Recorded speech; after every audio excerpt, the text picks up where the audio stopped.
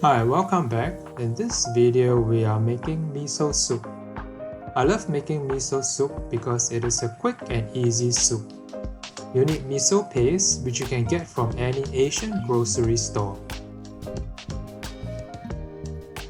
Here I'm using 1 tablespoon of paste for 1 cup of soup.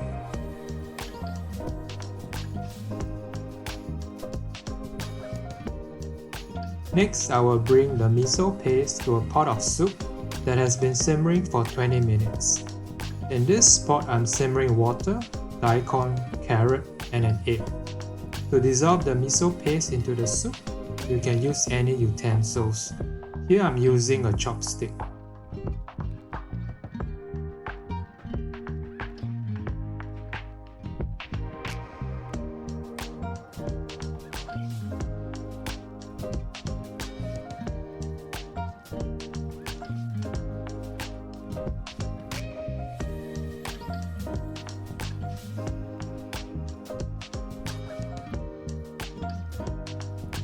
Once the miso paste has been dissolved, give the soup a good stir and turn off the fire so that the heat will not kill the probiotics in the miso.